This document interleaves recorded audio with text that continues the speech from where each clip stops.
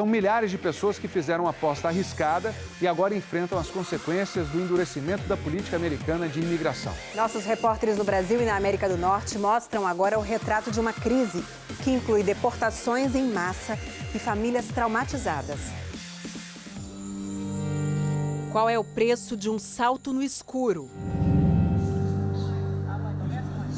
Humilhação que eu passei 15 dias longe da família, sem poder falar com ninguém, preso numa cela gelada, fria. E quando esse salto te faz acordar num país estranho onde você nunca quis morar? Você não teve a escolha? Não, nós não tivemos. México. Não deram oportunidade da gente falar nada. Deportados em massa para o Brasil ou enviados ao México para esperar pedidos de asilo, centenas de brasileiros enfrentam hoje as consequências de uma escolha arriscada: entrar sem visto nos Estados Unidos. São famílias no meio de um cerco do governo americano à imigração ilegal de brasileiros, um fenômeno que explodiu no ano passado. E por que tanta gente daqui está tentando cruzar ilegalmente a fronteira americana? E quem mais sofre nessas histórias de sonho, angústia e incerteza? E até hoje mesmo ele fica assim, tristinho. Ele chegou totalmente diferente. Quietinho, sem conversar muito, sem brincar. Um dia desses sonhei com o oficial me chamando. Aí na hora que eu acordei, que eu vi que não tava, nossa, eu respirei até aliviada, graças a Deus. O Rogério, a Lidiana e o Rafael, de 3 anos, ainda vivem sob o impacto da viagem mais longa de suas vidas. A gente foi pro BH. A gente saiu de ônibus de Guanhães a BH. A família é da região de Governador Valadares, Minas Gerais, um lugar impregnado pela cultura da migração. Na verdade, a gente nem tinha em mente essa vontade de ir para os Estados Unidos, não. Só que aí a gente viu muita gente lá do nosso lugar que foi, que deu certo. Tava sendo só o salário dele para poder sustentar a casa. E a gente tava devendo demais da conta. Aí eu falei assim, vamos arriscar. Aí em BH a gente pegou o avião, fez uma escala no Panamá, do Panamá à Cidade do México. E de Cidade do México foi até Juárez.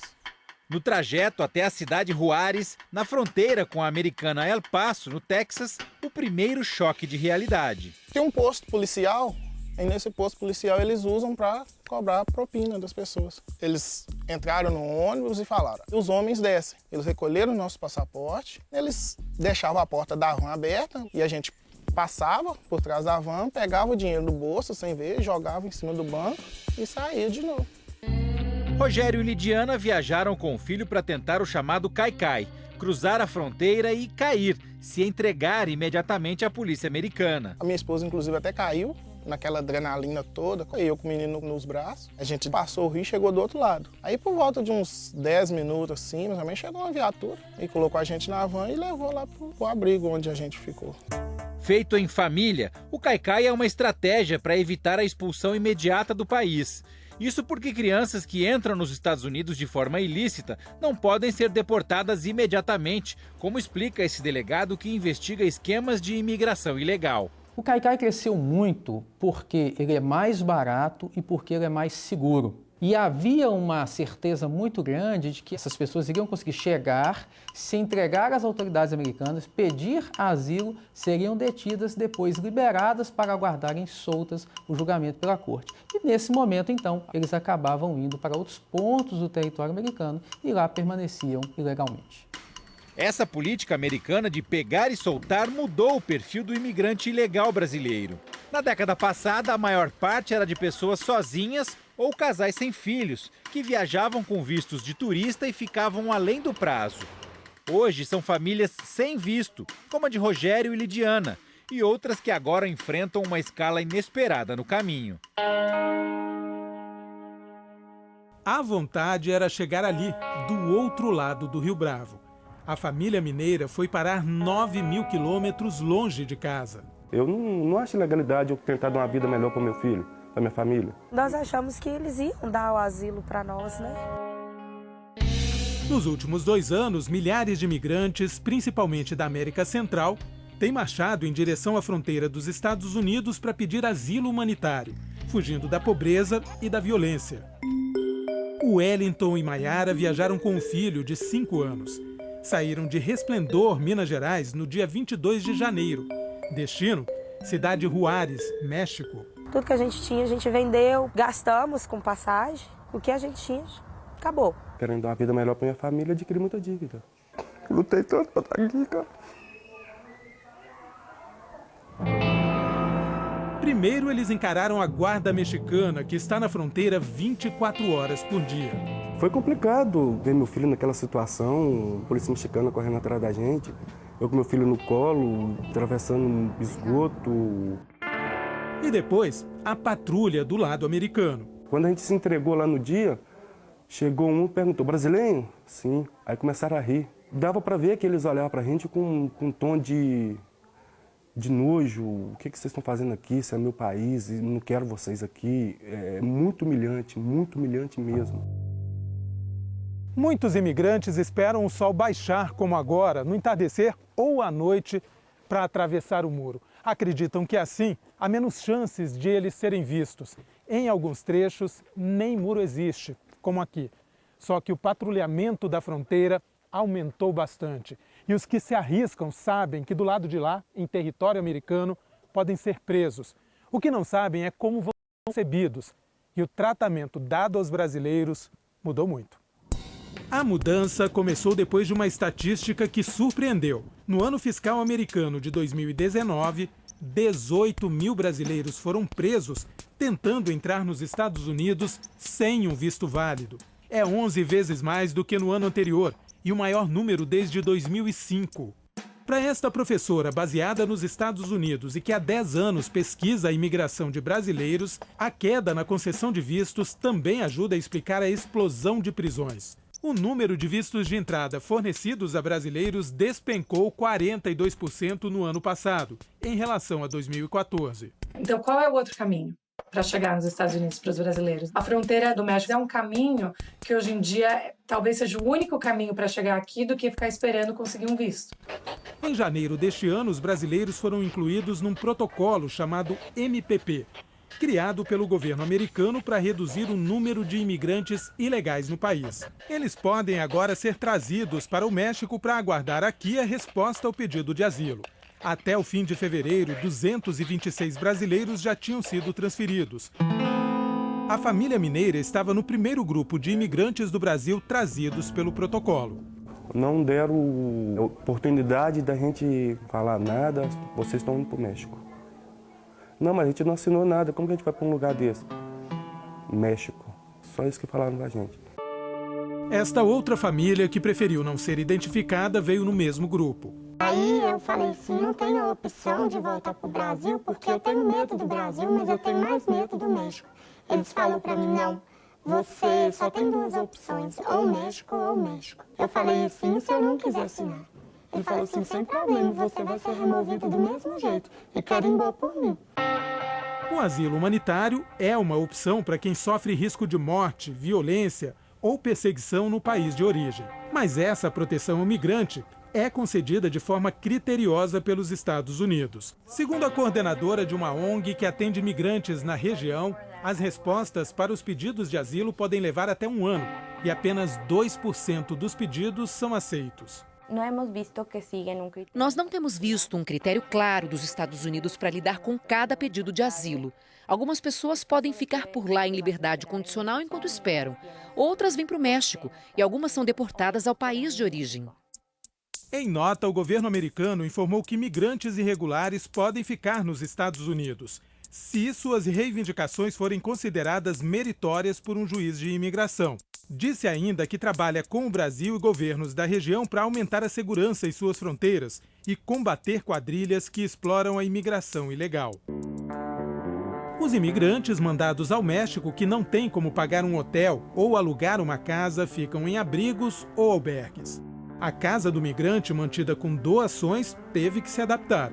Ivone diz que a maior dificuldade é o idioma. Os brasileiros aqui se sentem um pouco isolados, mas a gente tenta se aproximar e mostrar que somos todos iguais. Este é o albergue com o maior número de brasileiros. São 63 neste momento.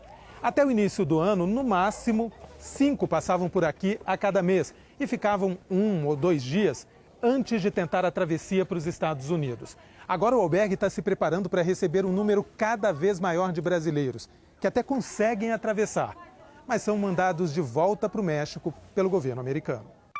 A psicóloga do albergue diz que os brasileiros estão tristes, deprimidos, com saudade de casa. Eles chegam aqui dizendo que não queriam estar aqui, que não pediram para estar aqui.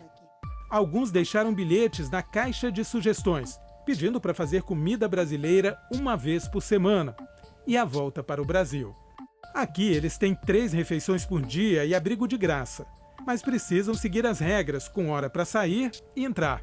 O alojamento é improvisado, com colchões no salão da igreja.